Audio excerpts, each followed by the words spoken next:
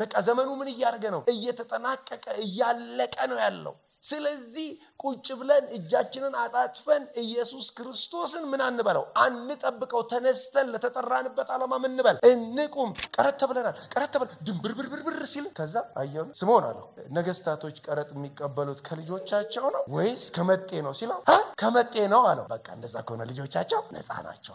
አሁን ይኸውላችሁ ደግሞ ይሄ ወንጌል በጣም የሚገርመው ምንድነው ታውቃላችሁ? ሶስቱ ወንጌሎች ማቴዎስ፣ ማርቆስና ሉቃስ የጴጥሮስን ኢየሱስን መካድ ብቻ ነው አስቀምጠውልን ያለፉት። ሪስቶሬሽኑን አላስቀመጡትም። ካደው። ከዛ ዶሮ ጮኸ።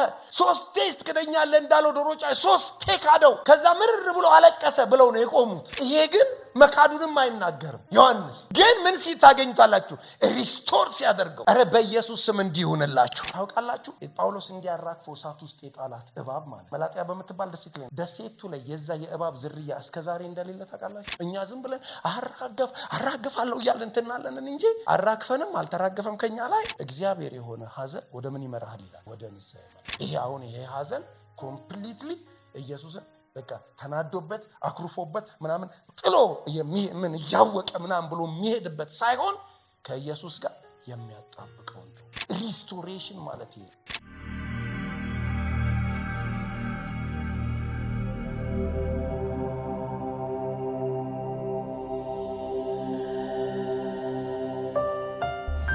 እንግዲህ ባለፈው ነግሬያችኋለሁ። መጽሐፍ ቅዱስን በአንድ ቋንቋ እንደው በአንድ ገላጭ በሆነ ቋንቋ እንደው እናስቀምጠው ቢባል አንዱ ገላጭ ቋንቋ ታድሶ የሚለው ነው። ሪስቶሬሽን የሚለው ነው። ታውቃላችሁ ሪስቶሬሽን ማለት refers to the act of process, the act or process of returning something to its original condition or original position or ደግሞ original health ይለዋል። በቃ ሪስቶሬሽን ማለት እግዚአብሔር ወደ ሰራህ ወደግሞ እግዚአብሔር ወደዛ ወደ ፈጠረህ ወደ ማንነትህ ስትመለስ ማለት ነው። ትዝ ይላችኋል ሕዝቅያስ ላይ ሕዝቅያስ አልኩኝ ሁለተኛ ዜና ምዕራፍ 29 ቁጥር 1 በዛን ነው መንደርደሪያ ያደርግ ነው። ሕዝቅያስም የ25 ጎልማሳ በነበረ ጊዜ መንገስ ጀመረ ይላል። በኢየሩሳሌም 29 ዓመት ነገሰ ይላል። እናቱም የዘካርያስ ልጅ አፑ ትባል ነበር ካለ በኋላ አባቱም ዳዊት እንዳደረገ ሁሉ በእግዚአብሔር ፊት ምን አደረገ? ቅን ነገር አደረገ። በነገሰም ይላል በመጀመሪያው ዓመት በመጀመሪያው ወር የእግዚአብሔርን ደጆች ከፈተ። ከዛ ምን አረጋቸው ይላል? አደሳቸው ይላል። የተዘጋጉ አባትየውን የዘጋው ብያቸዋል። በቃ ዘመኑ ምን እያደረገ ነው? እየተጠናቀቀ እያለቀ ነው ያለው። ስለዚህ ቁጭ ብለን እጃችንን አጣጥፈን ኢየሱስ ክርስቶስን ምን አንበለው? አንጠብቀው። ተነስተን ለተጠራንበት ዓላማ ምን እንበል? እንቁም። ዛሬ በአጭር ደቂቃ አንድ ስሙ የተቀየረ ሰው አለ መጽሐፍ ቅዱስ ላይ። ኢንፋክት አንድ አይደለም ብዙዎችን ስማቸውን ቀይሯል ኢየሱስ። ሲቀይራቸው ደግሞ በፐርፐዝ ነው የቀየረው። ኢየሱስ ለዘላለም ጌታ። አሁን መቼም ስም ቀየራ ስላችሁ ሁላችሁም የሆነ ሰው እንደምታስቡ እርግጠኛ ነኝ። እስቲ ስንት ሰው ስሙ ተቀየረ ብላችሁ መጽሐፍ ቅዱስ ላይ ያስቡና እነሱን ነው ማወራው ስማቸው የተቀየረው። በተለይ በዋነኛነት በአዲስ ኪዳን ኢየሱስ ክርስቶስ የመምጣቱን የምስራች እየሰበከ ፊት ቀደም የነበረው ዮሐንስ አንዴ ግራ ተጋቡበት። አንተ ማን ነህ አሉት። ኤልያስ ነህ አሉት። እሺ ማን ነህ አሉት። ነብዩ ነህ አሉት። እሺ ማን ነህ? መሲሁ ነህ? አይደለሁም ብዬ ነገርኳችሁ አላቸው። ኤልያስም አይደለሁም ነብዩም አይደለሁም መሲሁም አይደለሁም አላቸው። ታዲያ ማን ነህ አሉት። ይሄ እንዲህ ካልሆንክ ለምን ታጠምቃለህ ሁሉ አሉት ይላል። why you baptize? እኔ በዋሳ አጠምቅ ይገርማቸዋል እንዲህ አላቸው። የጫማውን ጠፍር ልፈታ የማይገባኝ ከኔ የሚልቀው እሱ ምን ያደርጋል?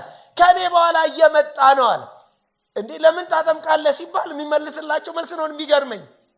ከዛ ከኔ በኋላ የሚመጣው እሱ በመንፈስ ቅዱስና በእሳት ያጠምቃቸዋል አላቸው። ከዛ በኋላ ሲል በነጋውም ይላል ሲያይ ኢየሱስ የእግዚአብሔር በግ አለ ይላል ብሎ ሲል ከደቀ መዛሙርቱ ሁለቱ ዮሐንስን የዚህን ያመኑልኝ ቤተክርስቲያን ጥለው አይሄዱ። የት ነው የምትሄዱት? ወይት አለ። ምን ተበድለው ነው? ምን ብለው? ለምን አሁን የሚበልጥ ከኔ ምን ይበላል ብሏል? ይበልጣል። እንዴ እኔ ልንገራችሁ ዛሬ ከኔ የሚበልጥ ፓስተር ካገኛችሁ ዩሜጎ እንደዛ ብዬ ልስበካችሁ ካልሆነ ኢየሱስ ጌታ ነው። ያ ማለት ምን ማለት ነው? ይኸውላችሁ የመጣበትን ዓላማ ሳይስት የሚያገለግል ማለት ነው። አያችሁ። ከዛ እንደገና በነጋውም ይላል እንደገና ምን አደረገ ይላል መጽሐፍ ቅዱስ ቁጥር 35 ላይ አንደኛ በዮሐንስ ወንጌል ምዕራፍ 1 በነገውም ይላል ደግሞ የዮሐንስ ደቀ መዛሙርት ሁለት ቆመው ነበር ይላል። ተመልከቱ፣ ሌሎች ደግሞ ሁለት ቆመዋል። ከዛ ኢየሱስም ሲሄድ ተመልክቶ ይላል ለሁለተኛ ጊዜ እኮ ነው ይሄን የሚለው እነሆ የእግዚአብሔር በግ አለ ይላል። ከዛ ቁጥር 37 እንደዚህ ብሎ ይናገራል። ሁለቱም ደቀ መዛሙርት ሲናገር ሰምተው ኢየሱስን ምን አደረጉት ይላል 4 ሰው ሄደበት። በሌላ ቋንቋ ምናልባት ፕሮሚነንት የሚባሉ ሰዎች ያገዛሉ ይሄዱ። ከዛ መጽሐፍ ቅዱስ ሲናገር እንደዚህ ይላል ከዛ ኢየሱስም ዘወር ብሎ ሲከተሉት አይቶ ምን ትፈልጋላችሁ አላቸው። እነርሱም ረቢ ወዴት ትኖራለህ አሉት። ትርጓሜውም መምህር ሆይ ማለት ነው። መታችሁ ምን በሉ እዩ አላቸው። መጥተውም የሚኖርበትን አዩ። በዚያም ቀን በእርሱ ዘንድ ዋሉ ይላል። 10 ሰዓት ያህል ነበር ይላል። ከዮሐንስ ዘንድ ሰምተው ከተከተሉት ከሁለቱ አንዱ የስምዖን ጴጥሮስ ወንድም ማን ነበር ይላል እንድርያስ ነበረ። ከዛ ቁጥር 42 እርሱም አስቀድሞ የራሱን ወንድም ስምዖንን አገኘውና ይላል። ተመልከቱ፣ ጎስፕል እንግዲህ የሚጀምረው ለካ ከምታውቁት ሰው ነው። አገኘውና መሲሁን አግኝተናል አለው ይላል። ትርጓሜውም ክርስቶስ ማለት ነው። ወደ ኢየሱስም አመጣው ይላል። በኢየሱስም እንዲህ አይነት መንፈስ እያንዳንዳችን ላይ ይውደቅ። ወደ ኢየሱስ ምን አደረገው አመጣው። ወደ ኢየሱስ ሰዎችን ምን እንበል ነው እናምጣ። ጠቋሚዎች እንሁን። ምልክት ዋነኛ ነገሩ ምንድነው ብትሉኝ ጠቋሚ ነው። ፕሪቶሪያ ይልና ይጠቁማል። ልክ አካባቢው ላይ ስትደርስ ሲቲው ጋር ስትደርስ ምንድነው ከዚህ እንዳታልፍ ብሎ ክብ ያደርግና ማሏን ዶት ያደርግባታል። ምንድነው ሲቲው ነው። ከዚህ ከሄድክ ሌላ ከተማ መሄድ ነው እያለ አሁን እኛ ኢየሱስ ጋር አድራሽ ምኖች ነን ብያቸዋለሁ። ጠቋሚዎች ነን። ኢየሱስ ጌታ ነው። ልክ ሰውየው ሲደርስ ወይ እዚህ ጋር ነው ማለት መቻል ማለት ነው። ኢየሱስ ጌታ ነው። አንዳንዱ አልፎ ይሄዳል። እንዴት ነው አልፎ የሚሄደው? ምናልባት ሌላ ጊዜ። ኢየሱስ ጌታ ነው። ከዛ ምን አደረገው አመጣው ይላል። ኢየሱስም ተመልክቶ እንደዚህ አለው አንተ አለው የዮና ልጅ ስምዖን ነህ አለው። ከዛ ምን አለው አንተ ኬፋ ትባላለህ። ትርጓሜው ምን ማለት ነው? ጴጥሮስ ማለት ነው። ኬፋ ማለት አረማይክ ወርድ ነው። ጴጥሮስ ደግሞ ማለት ምንድነው? ግሪክ ነው። ሁለቱም ዘሴም ናቸው።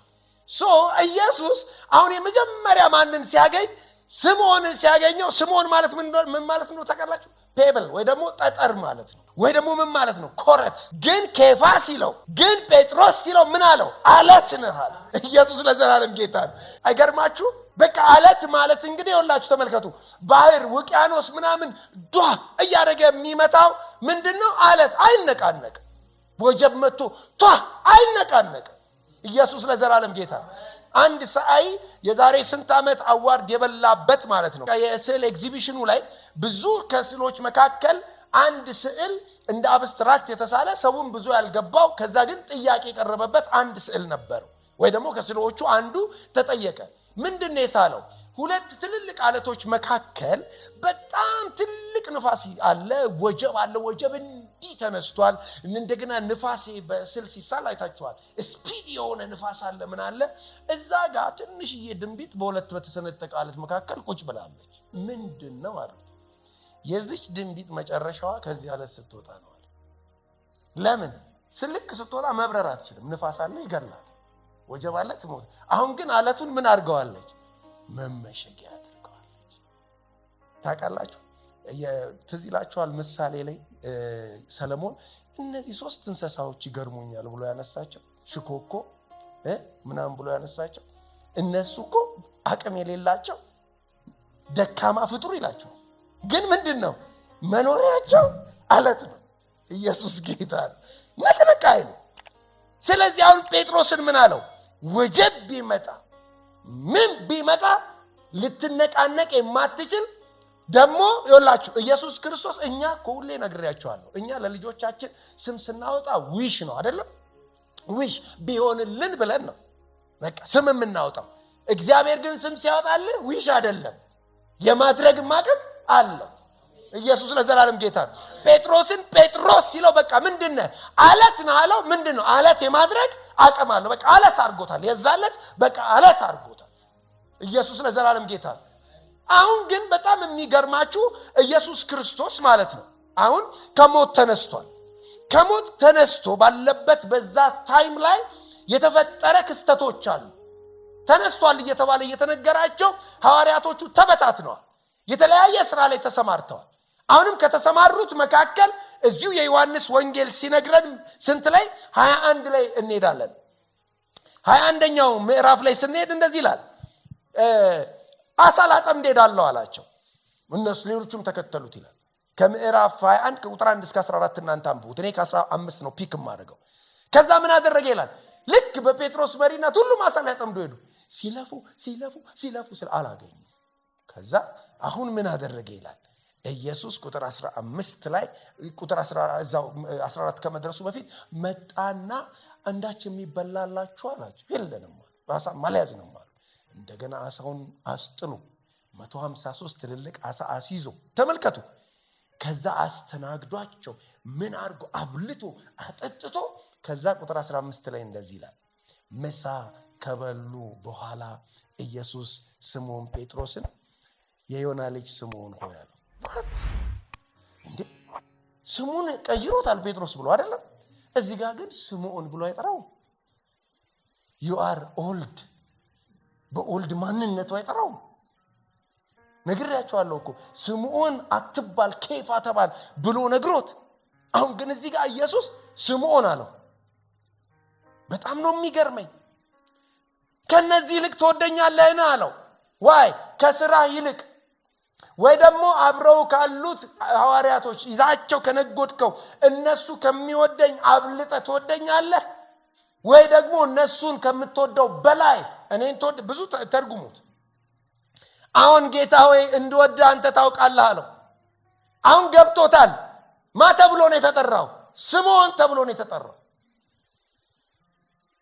ከዚህ ሁሉ 3 ዓመት ከምናምን የስም ቅየራ ጴጥሮስ ጴጥሮስ ጴጥሮስ ሲለው በዚህ ዓለት ላይ እንዲያደርጋለሁ ጴጥሮስ ሲለው ታውቃላችሁ። ኢየሱስ ክርስቶስ ብዙ ጊዜ ጥያቄ ሲኖረው ጥያቄውን ፕሬዘንት የሚያደርግበት ነገር በኦልድ ማንነቱ ነው የጠራው።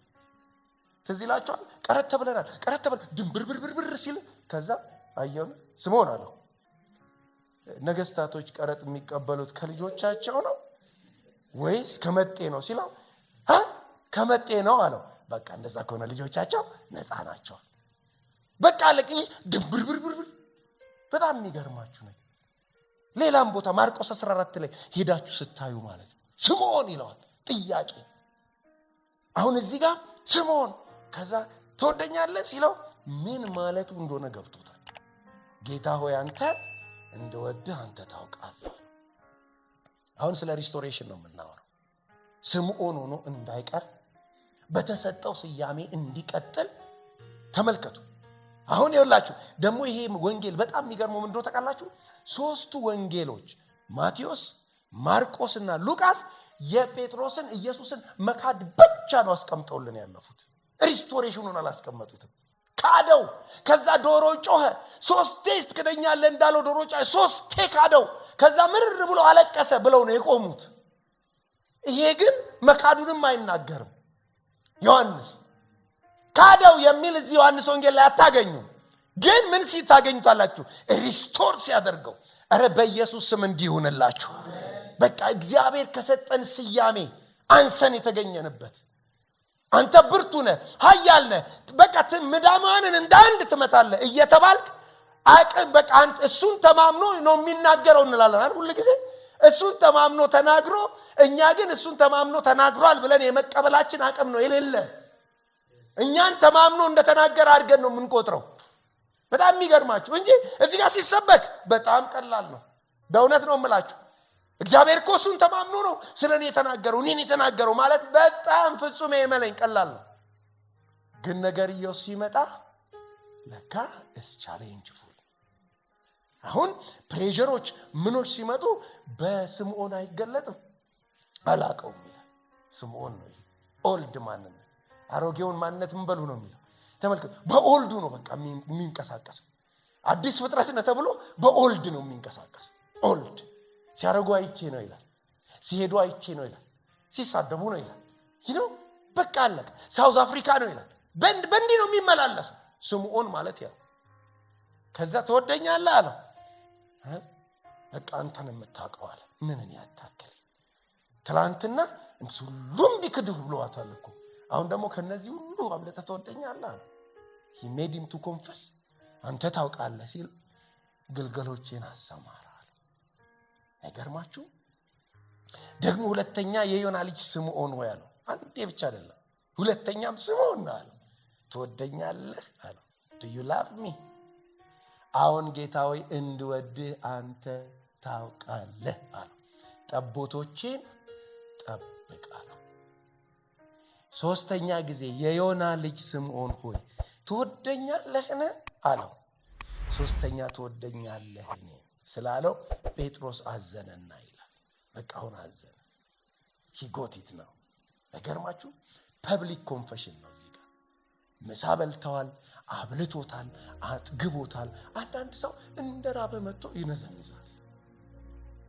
የሚያስፈልግ ነገር ክፍተት እያለበት መጥቶ አሁን ኢየሱስ ጉድለታቸውን አይቷል፣ አሳሰጣቸው፣ ደሞ ተርበዋል፣ አበላቸው። ምሳ ከበሉ በኋላ አይደለም ተመልከት።